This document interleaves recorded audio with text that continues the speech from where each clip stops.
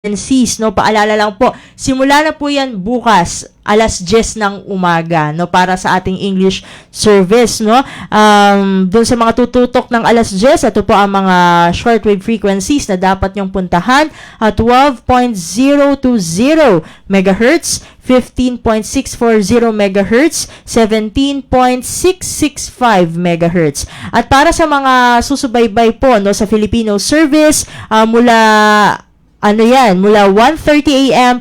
to 4:30 a.m. po. Ito po yung mga frequencies naman po para dyan. 9.370 MHz, 9.925 MHz, at 12.120 MHz. Ayun. Okay, so nagpapatuloy po ang ating talakayan. Medyo naputol lang tayo kanina. May challenge tayo sa communication line pero naibalik na natin. Kaya naman, magpapatuloy po ang ating talakayan with Miss Joy T. Tabausares, isang registered social worker mula po sa Tahanan Santa Luisa Incorporated. Na ito po ang ating talakayan tungkol sa healing. Kaya sige, balik na natin. Miss Joy, hello po ulit. Sige, pwede na po tayong magpatuloy doon po sa mga programs and activities po na ginagawa ng Tahanan Santa Luisa Incorporated. Ito pong crisis intervention approach po ninyo para po sa mga survivors ng sexual abuse, lalo na sa mga batang kababaihan. So, ayan, thank you, Miss Bea, again.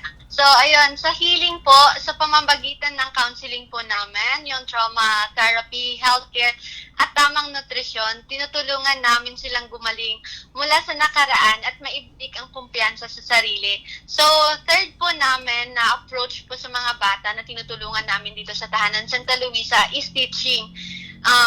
Sa teaching naman po, hindi lang academics ang focus namin. Sila ay tinuturuan ng life skills, values clarification, at income-generating project tulad ng sewing, painting, bracelet making, crochet, baking, cooking, at urban gardening para magkaroon sila ng independence at pag-asa sa hinaharap po.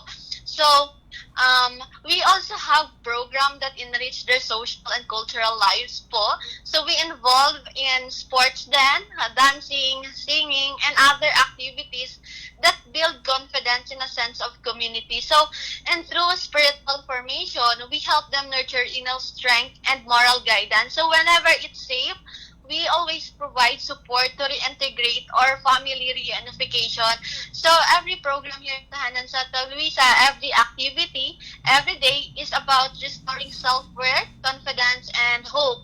One small at a time, of course. So, because at Tahanan Santa Luisa, every girls naman deserve to feel loved, valued, and empowered to dream again naman po. So, ayun po yung mga programa at aktibidades na ginagawa po namin here inside the shelter, which I can see naman po na very effective po talaga in dealing when it comes to child trauma po. So, ayun po, Miss Bea. Okay. And Steph, meron ka pang tanong kay Miss Joy? Curious lang po kami, Miss Joy, kung ilan na po ba ang mga batang babae na survivor ng sexual abuse ang nasa pangalaga po ng Tahanan Santa Luisa? So, ayan, Steph, on page po, we clear for about 10 to 15 girls at a time. We intentionally keep the number naman manageable upang mas personal ang support namin for every girl is known by their name, by their story, and not by the case number, of course. So, we believe in the mantra na one soul at a time. So, at least, sigurado kami sa 10 at 15 na to is matulungan po talaga namin individually ang kanilang pangangailangan. Ibigay po ang kanilang mga needs din po sa ayun po, Mr. Ayun. No, one soul at a time. Mainam na yung kahit kaunti ay talagang matututukan at mabibigyan po ng wastong tulong. Ito pong mga kababaihan na nasa kanilang pangangalaga. Miss Joy, ito naman po kasi siguro ang ating mga ka-warm heart ay gusto rin malaman ng inspiring story po.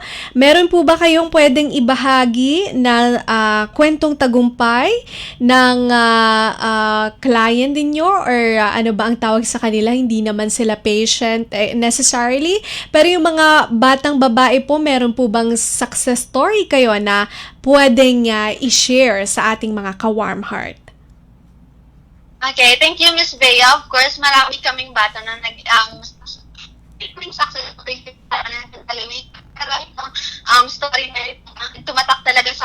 Joseph. Yes. Hold on. Miss Joy, pihit lang tayo ng konti kasi yung line po ninyo is medyo choppy. Okay po, Miss Bea. Okay na po ba? Yes, Yeah. loud and clear na. Thank you.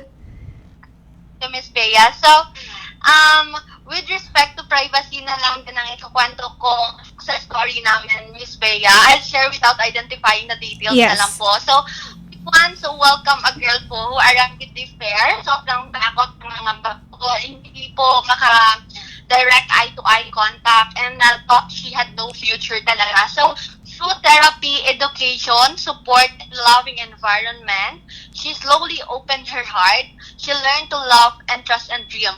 So, yung experience po namin kasi, mahirap po talaga sila, yung aming mga beneficiary na magbigay agad ng tiwala. So, Yes. her path po to success was not easy naman.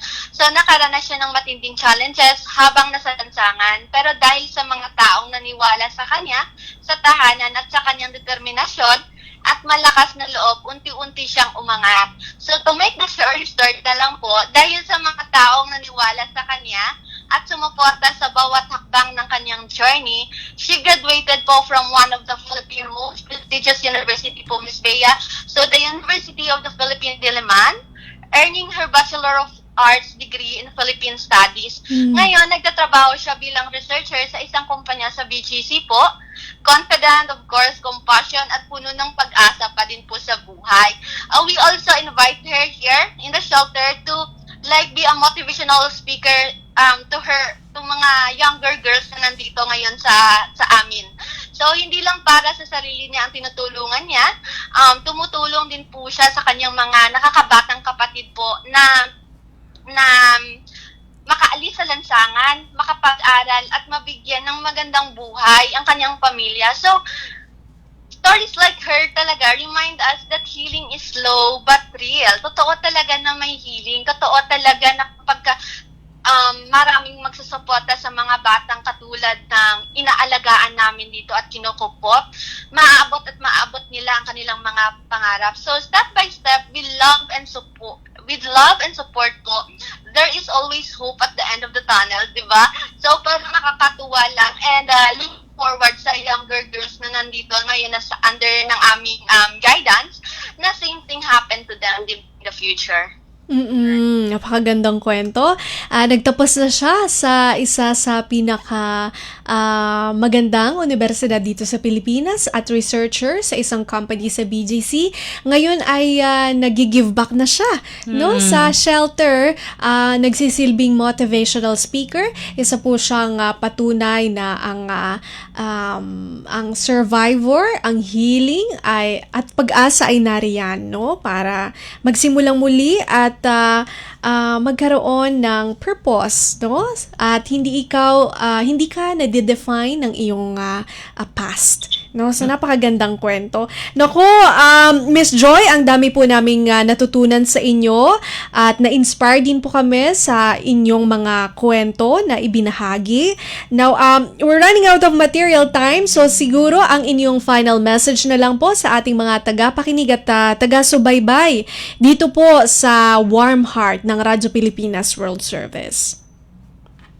Ayun. So, yung mensahe ko lang to everyone listening, trauma does not define a child. It does not decide who they are or what they are capable of becoming. Yun nga po sabi niyo, Miss Bea. If you know someone who has experienced abuse, take time to listen to them, believe in them, stand with them. Sometimes the greatest gift we can give is simply being there, showing na hindi sila nag-iisa sa laban na to. And to the survivor who may be hearing this now, you are not broken. You are not alone. You are worthy of healing, love, and a future full of hope. So healing is possible. Take it one day, one step at a time. So always remember, hindi ka nag-iisa. There are people po na who care, who will walk with you, and who believe in the light that still shines inside you. And above all, of course, God is with you, guiding you through every step. So as a social worker who work with survivor every day, I want to tell you, your story is not over. Your life is full of possibilities, and you deserve every bit of love, safety, and happiness coming your way. So, yun lang po, Miss Bea, yung mensahe ko po to everyone listening. Thank you po. Maraming salamat po, Miss Joy, sa inyo pong oras at sa mga wisdom and information na inyo pong naibahagi sa amin. Naku, thank you talaga. At kahit Sunday kami ay iyong pinagbigyan. Maraming salamat at mabuhay po kayo, Miss Joy. Ayan, thank you din po for inviting me and having me as a speaker today. So, honored po. Yes. Sa uulitin po, Miss Joy. Thank you. Thank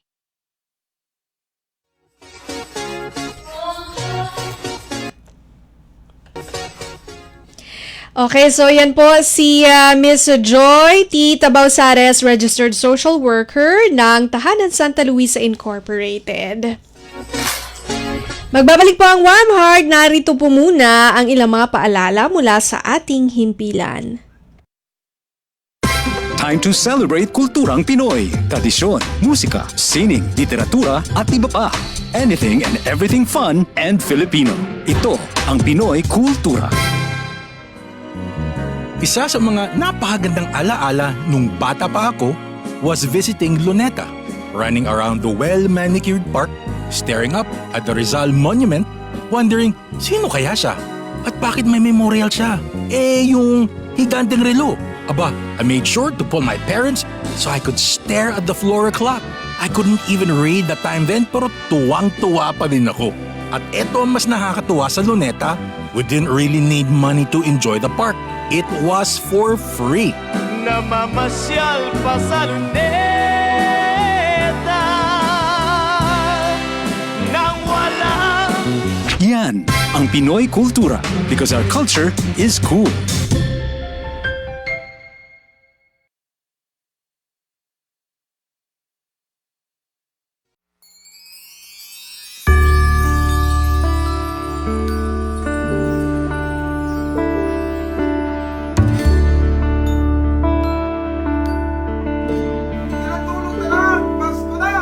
ramdam natin ibang simoy ng hangin. Ito ay tanda na mayroong darating. Pagsilang ng sanggol doon sa Bethlehem, siya ang nagligtas ng kasalanan natin. O bakit pa nalimutan na natin ang siyang tunay na diwa ng Pasko? Mag-alay sa ating kapwa, lalo't di pinagpala. Tayo ay magmahal nang walang kapalit. Ang tunay na Pasko ay tayo. Ano man ang ginagawa natin, ang Pasko ay pagmamahalan, pagbibigay, kapatawaran. Ang Pasko ay ikaw at ako, iba-iba man ay isa tayo. Tayong lahat ay Pilipino. Yan ang tunay na diwa ng Pasko. Sana'y magilong na mga sugat natin, kahit iba-iba paniniwala natin. Kaya ngayong Pasko, magkasundo tayo. Pareho lang naman, maganda ang hangarin. Ang tunay na Pasko ay tayo. Ano man ang ginagawa natin, ang Pasko ay pagmamahalan, pagbibigay, kapatawaran.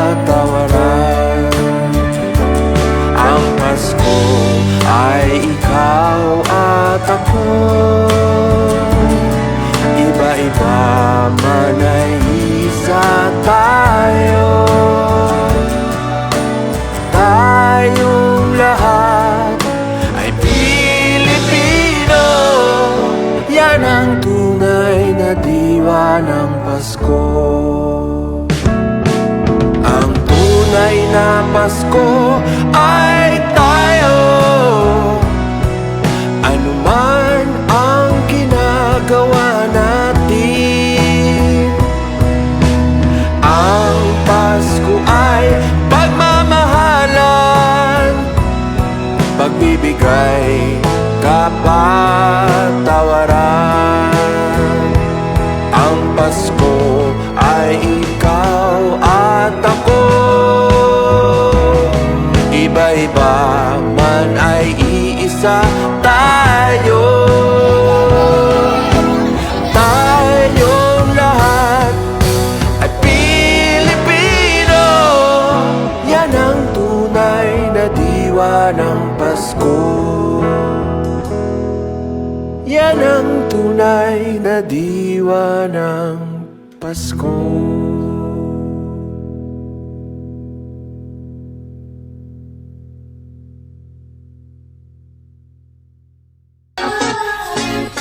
Okay, nagbabalik ating palatuntunang Warm Heart. Nako, eto na. Sa huling bahagi ng ating programa ay narito na yung ating mga public service announcements hatid sa atin ni Steph Vicente. Ayun, so ang una nating PSA ay galing sa Mental Health Hour Antipolo dahil naghahanap sila ng mga volunteers. Sabi nga nila, tanong nila dyan, may puso ka ba para sa mental health?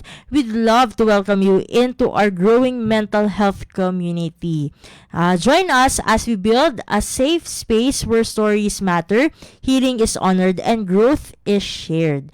So, sabi nila, no, ang instruction nila dyan is i-browse yung mga photos, no, na kanilang ipinost dun sa kanilang announcement, no? At yung mga volunteers na hinahanap nila, ayan, ay kasama dyan yung isang confidant, no, na ang kanyang mga duties, no, ay kasama dyan yung one-on-one sessions, group facilitation, syempre yung pag-maintain ng privacy, no, ng nung mga clients, no, kumbaga resource information at training and collaboration. Para doon naman, no, sa chat support, kailangan din nila ng chat support.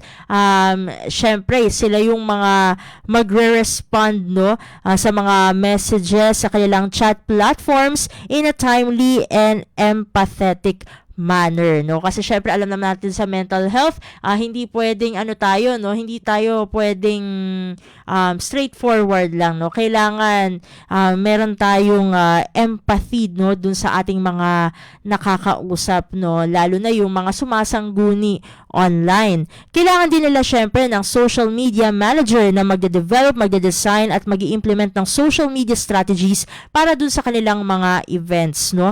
At yan. So, meron din sila, no, kailangan din nila ng event coordinator na magpaplano, magko-coordinate at magmamanage ng logistics ng kanilang group events. So, yan po ang mga kailangan, no, na volunteers ng Mental Health Hour Antipolo, confidence, social media manager, chat support, at program and event coordinator. Ito na mga sumunod na ating PSA. May kinalaman dun sa naging guest natin, no, dito sa Warm Heart. Dahil magkakaroon ng, galing pa rin ito sa Mental Health Hour Antipolo, dahil magkakaroon sila ng Christmas outreach at first volunteers meet up sa Tahanan Santa Luisa. Ayan, sa ano po yan, December 7, 2025, araw ng linggo, 1:00 po yan ng hapon. Ano ba yung paano pa gagalaw ang program, no? From 1 p.m. to 2 p.m. Syempre meron pa opening prayer and design your own t-shirt activity. From 2 to 3 p.m. acting workshop for healing with Miss Joyce Asanza. 3 p.m. to 3:30 p.m. listening session with the girls, 3:30 p.m. closing prayer and snacks. Kumbaga ay hinihikayat nila lahat na mag-donate, no, at mag-volunteer para sa nasabing event. Sabi nga ng Mental Health Hour Antipolo, be part of this meaningful mission. Your presence and generosity can brighten a young girl's Christmas. So mag-sign up lang po, no, sa pamagitan ng link na kanilang provide. Meron din sila, no, na QR code na ipinapakita sa ating screen. So ayan, pwede sila doon na magbigay tulong, no, doon sa mga nasa tahanan Santa Luisa. At para naman, no, sa ikatlo at panghuli nating PSA ay galing naman ito sa Mental Health Hour Manila dahil magkakaroon ng webinar, no, on children's mental health sa December 6 naman ito, December 6, 2025 sa Sabado. Ayan, sa darating na Sabado po yan, na pinamagatang Supporting Kite Kids. Ayan. Sabi dun sa posting, in support of Kite Foundation's Christmas Giving Campaign, join us in bringing joy and hope to little Kite warriors this giving season by joining our webinar for a cause entitled Growing Up Online, Supporting Children's Mental Health in a Digital World. Tulad dun sa second PSA natin ay hinihikayat nila na mag-donate and syempre mag-donate dyan at mag-save din ang kanilang slots para sa naturang webinar. Via Zoom po ito, ang oras ay 4 p.m. to 6 p.m. Pwede daw mag-share ng any amount na syempre ay bukal, no, sa inyong mga puso. Ang minimum contribution po ng 50 pesos ay kumbaga makakatulong na upang masuportahan ang programa at itong ang Christmas Giving Campaign. Ang speaker po dyan ay si Sir Josiah B. Santa Maria. Isa po siyang registered psychologist na nakabase sa Davao City with a Master's in Psychology, Clinical Psychology sa San Pedro College. Ang kanyang experience ay kasama po dyan ay ang pag-support ng long-term clients in therapeutic settings and participating in community-based psychosocial initiatives for children and youth in vulnerable circumstances. So yan po ang details para doon sa event na yan na pinamagatan nga po na Growing Up Online, Supporting Children's Mental Health in a Digital World. Ayan ang ating mga PSAs para sa edisyong ito ng Warm Heart. Maraming salamat, Steph, sa ating mga public service announcements, no? Sana'y mag-join kayo doon sa mga nabanggit ni Steph. Okay, so bago tayo tuluyang magpaalam, no, isa pang rundown ng ating shortwave frequencies dahil excited tayo, nagbabalik po kami sa shortwave radio, no? Ito po ay sa pagtutulungan po ng Presidential Broadcast Service at ng US Global Media. Yes. O mas kilala nyo po dati sa Voice of America. Yan. Yes. At ang aming pong transmitter para po dito sa pangmalakasan, no, sa ibang bansa ang tapon ng ating signal ay sa Tinang Tarlac. Yes. At babanggitin ni Steph ulit ang ating mga shortwave frequencies. Ayan, dahil tulad ng nabanggit ko kanina, alas 10 ng umaga, bukas, December 1, no, unang araw ng Disyembre, ay opisyal na pong magbabalik ang ating shortwave radio. At yun po, no, matatapat ito sa ating English service na magtatagal from 10 a.m. to 11:30 a.m. So ito yung mga frequencies na dapat abangan: 12.020 MHz, 15.640 MHz at 17.665 MHz. Para naman sa ating Filipino service na inyo pong masusubaybayan ay ano na to, no? Martes na ng madaling araw, no, kasi ang start natin bukas ay 10 para doon sa English. Doon sa Filipino service naman natin ay meron din tayong 9.370 MHz, 9.925 MHz at 12.120 MHz. May alternate po dyan, no. Let me just check para dun sa mga syempre, itatry natin lahat ng kung saan ba kakapad Oo no? naman. yung signal, no? Oo. So, ang alternate po, no, dun sa 9.370 megahertz ay 15.200 megahertz. So, kapag hindi gumana yung 9.370, punta kayo dun sa 15.200 para sure lang tayo. Yun lang ang ating mga shortwave frequencies, no, na dapat antabayanan ng ating mga taga-subaybay dito sa Radyo Pilipinas World Service. Thank you, Steph. And bago tayo tuluyang magpaalam, eto na, maraming salamat po sa ating mga nakasama sa produksyon, kay Sir Leo Magpayo na nagsilbing ating master control, at ang Warcast operator natin, si Justine Osias. Maraming salamat din syempre sa ating naging guest, si Miss Joy Tabausares, registered social worker ng Tahanan Santa Luisa Incorporated, at sa ating pong mga tagapakinig at taga-subaybay dito po sa Warm Heart. Manatili po kayo nakatutok hanggang sa susunod na episode ng ating palatuntunang Warm Heart. Muli ito po si Bea Gaza de Guzman. At ako naman si Steph Vicente at ito pa rin ang Warm Heart.